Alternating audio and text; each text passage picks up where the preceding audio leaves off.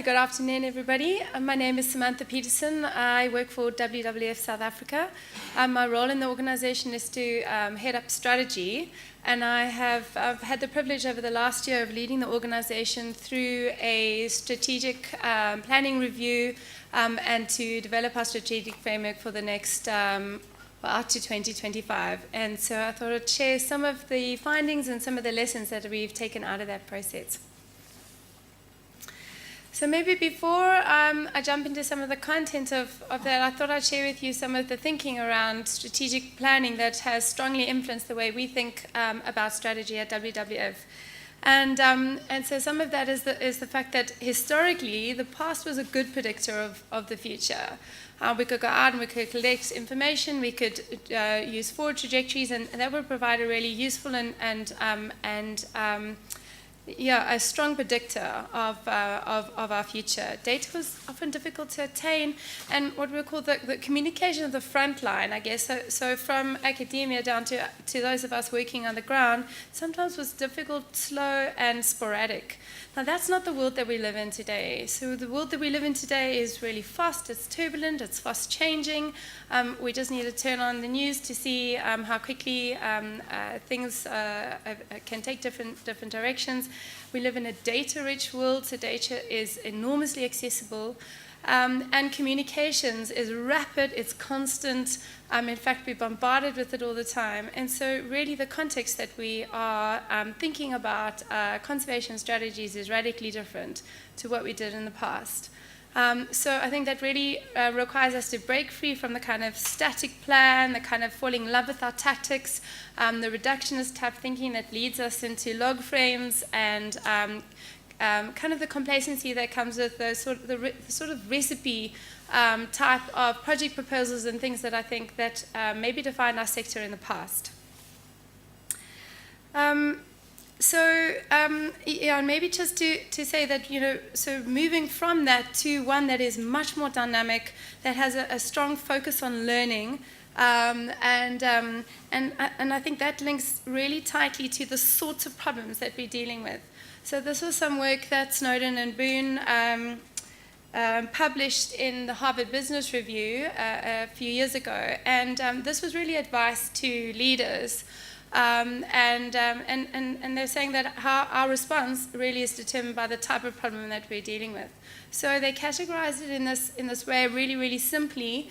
But the simple problems are kind of your 2 + 2 type problems, where cause and effect is really tightly linked. We can figure that out really quickly.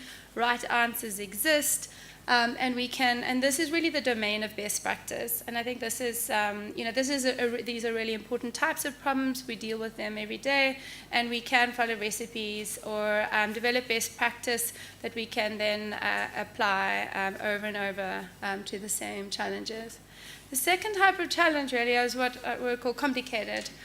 So while cause and effect is not immediately obvious, we can go out and we can find it. Now, sometimes there's more than one right answer to a complicated problem, but we can determine these right answers.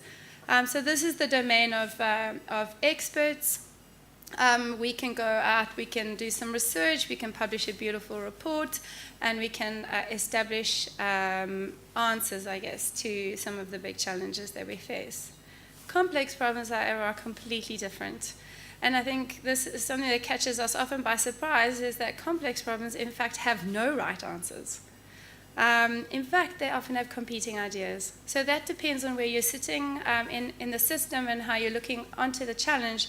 So I'll give you an example. If you we take in the collapse of our inshore fisheries. If you're a fisheries manager looking at our inshore fisheries, or a marine protected area manager, and you're looking at inshore fisheries, you might understand that problem, come up with a set of solutions that's radically different to if you were a small-scale fisher whose livelihood and food security directly depended on even if it was one last fish in the sea. So we can see that with complex challenges, there are no right answers and frequently competing answers depending on where you sit in the system. And that is really where we spend so much of our time as a sector. I mean, we know this. We know that the challenges that we deal with, the socio-ecological challenges that we deal with, are complex by nature. Yet so often, as a sector, we treat them as complicated problems. So we go out, we conduct research, we publish our beautiful reports. WWF is, we love to publish reports, and I see many of you smiling, so you can probably relate to this. We think we can publish our reports, we can stand up here and we can tell everyone about the right answers, and we think we're going to change behavior. Well, we know that's not how behavior changes. So complex challenges really require us to think about strategy and conservation strategies and the way we design our programs and our initiatives in a radically different way. So this is the domain of emergence. So this is really challenging us to shift from our kind of fact-based type thinking to looking at patterns, and I'll touch on this a little bit more in a moment. So this is about creating the right environments, bringing the right people together for answers to emerge, for new answers to emerge. We come up with the same solutions, we're going to keep giving rise to the same challenges, and really treating many of our actions in the world as experiments. So strategic planning really depends on the context that we find ourselves operating in. And another useful piece of work was to help us decide what type of strategy is useful is about how predictable or unpredictable the system is that we're working in, or how rigid or how locked in it is, as opposed to how malleable it is. And so many of the situations that we find ourselves working in are sitting in that top right-hand corner. And that speaks to developing shaping strategies.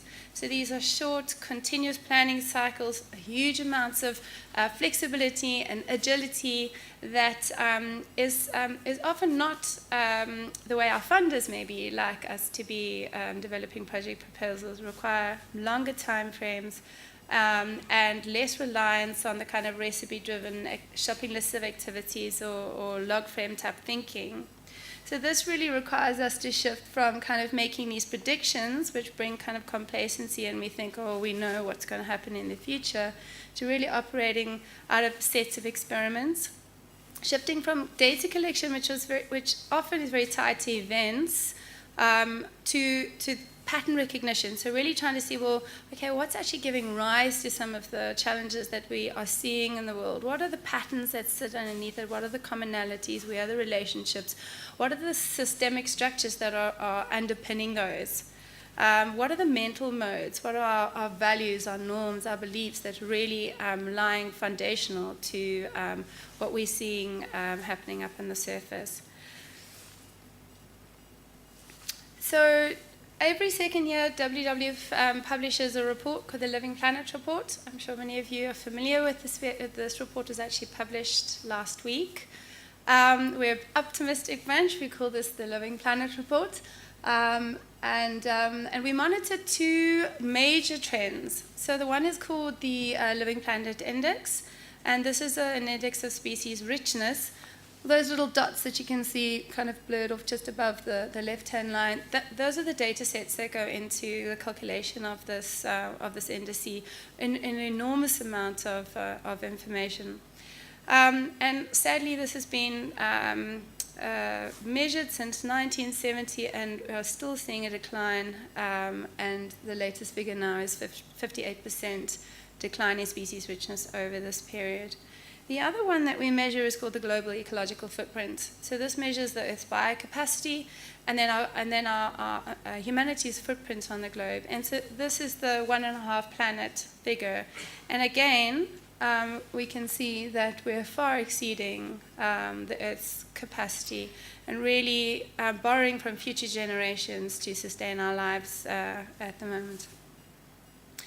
And so, this was really some of the foundation for WWF to say, well, what is it that we, that as a sector, that we are doing wrong? We are so often celebrating fantastic successes, and those are great successes, but why aren't they adding up to shift these trajectories that we care about? And this is the sort of stuff that keeps us up at night and led us to really challenge ourselves in our thinking around how we do our business. So some more work that influenced us was the work that Johan Rockström and his group at the Stockholm Resilience Institute have done around planetary boundaries. I'm sure many of you are familiar with this, identification of 9 planetary boundaries, which effectively provide the ceiling which humanity cannot survive. And of those 9, we've already exceeded 3, with a number of them already starting to creep closer to that, to some of those thresholds. I think what's interesting also, especially for this group, is the biodiversity planetary boundary, which has been dramatically exceeded. It's the only planetary boundary that once exceeded cannot be reversed. So once a species is gone, it is gone. It's also the one we understand the least of, despite all of the work that we've done over a large number of decades. These complex ecological systems react in unpredictable ways, and we've got so many examples of that. So it's really also the planetary boundary that we need to be the most cautious on, because we really do not know where that threshold and where the limits are for most of the systems that are our life support systems. So this work then was picked up by Oxfam by a lady by the name of Kate Rayworth, and it's really important that we are not thinking about our environmental challenges in isolation from issues of equity and human development. And she did this neat piece of work, which then identified the social foundation below which humanity cannot survive. And so that's looking at issues of inequality, food, livelihoods, etc. And really it's the unprecedented journey for humanity to be moving into this safe and just operating space to build inclusive and sustainable economic development. So in our work of thinking about how are we going to get, how can we influence some of these trajectories, we considered what are the main shapers or drivers of the future, and we've identified 5 that as a global organization we'll be paying close attention to. The first is around technology. And I think as I go through each of these, you'll see how each of these can be a real challenge to us as a sector, but it can, and to as us as citizens of the world. But there's also amazing opportunities. So in technology, we've seen huge advances in ICT. We've seen huge advances in renewable energy, and the tight links on how those might influence consumption patterns. Urbanization, huge topic for discussion, but just one point that I thought of pulling out is that 16 of the 20 fastest growing cities are in Africa. Now that provides a really wonderful opportunity for us to be influencing the way that these cities, before infrastructure has been laid out, and to be thinking about how we might do this in a smarter way, in a one planet, within the bounds of the single planet that our humanity needs to survive. Of governance, really important. We've spoke a lot about this already. Levels of corruption, of course, having big influence on governance systems globally, but also excitingly the increasing role that the private sector is playing in this space. Huge issues around illegal and unsustainable trade. We've spoken a fair bit about that already. Finance. Money makes the world go round. So if we can start to be smarter as a sector in influencing the big financial decisions ahead of dams, ahead of infrastructure being laid out, what an amazing opportunity. We've also seen a rise in really fantastic, innovative financing mechanisms, whether we, on social impact bonds, for instance, or the way some of banking has been transformed, especially in parts of Africa, Kenya, where we've seen mobile banking really transforming banking sectors.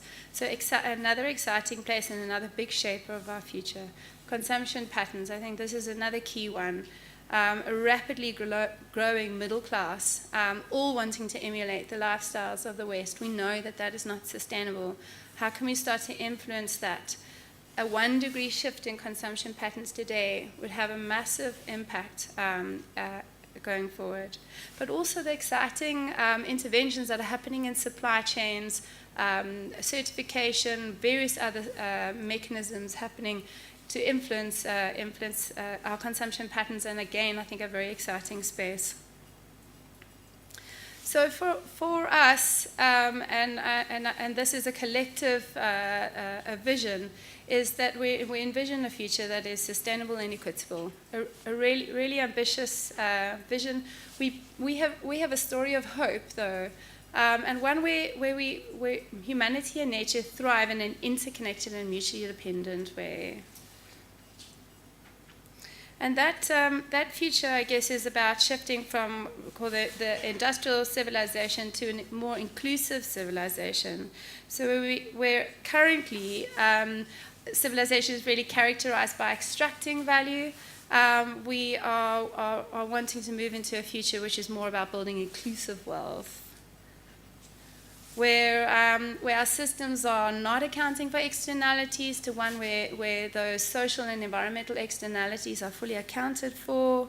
So really just to give you a flavor of some of how we conceptualize this, one where society acts in a way where there's no boundaries, to one where we are aware of some of those planetary boundaries, and where linear disconnected thinking is really replaced by nonlinear systems thinking. So our specific contribution to a sustainable and equitable future is really about championing the Earth's capacity to provide a source of inspiration, and I think that is a really important one, the intrinsic value of nature, but then also in terms of food, water, and energy.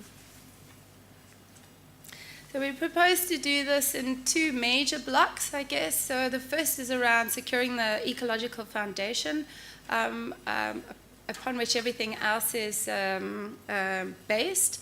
And so that's our work around in key landscapes and priority species and in oceans. The second element is around the services that provides to society and in terms of food, water, and energy.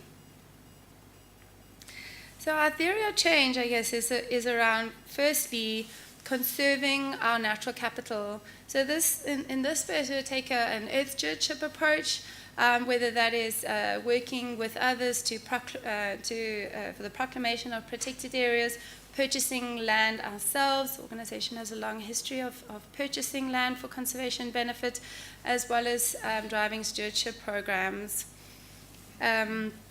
And I think it's important to note here that this work is very much founded in a multifunctional landscape approach. And so this is not kind of the old school conservation of taking land out of the system, but really ensuring that the land that we are working on is around buffering economy and a buffering society. The second element is around the systemic changes needed.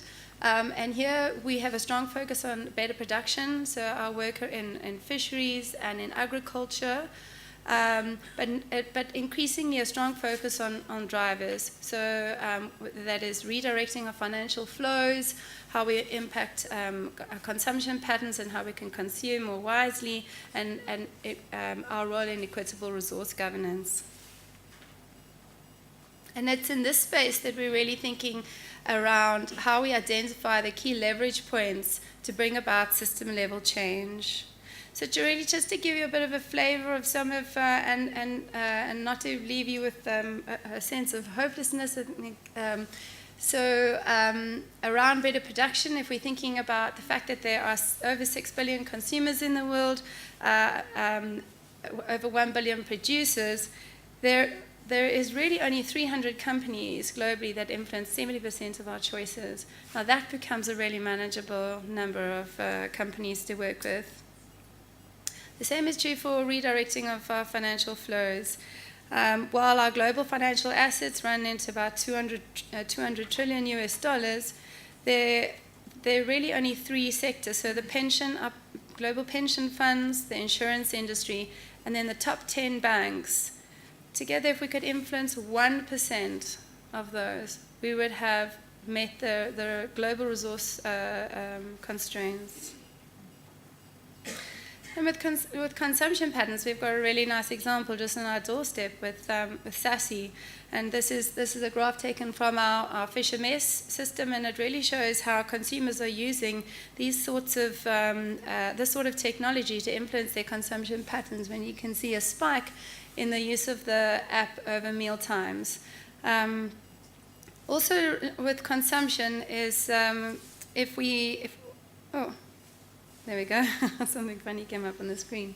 That if we can influence the emerging economy, the big cities in emerging economies, we will be influencing 2.7 billion residents. So if we keep looking for these leverage points and these pinch points in our system where we can channel our resources, we can be far more effective. We're also seeing some really exciting things happening in terms of equitable resource governance, where we are moving beyond a nationalism to a globally engaged citizenry, and there are lots of exciting examples of that. So finally, I end off with, I think in the space that we work in, we're not looking at linear incremental changes. And that there are going to be long periods of time where we're going to feel really frustrated or disheartened, where we feel like we're not making any headway and that there's no change happening at all. But then, for most of us having grown up in this country, we know that change can also happen really rapidly. And so I think we can take heart in the words of Nelson Mandela when he says, "It always seems impossible until it's done." Thank you.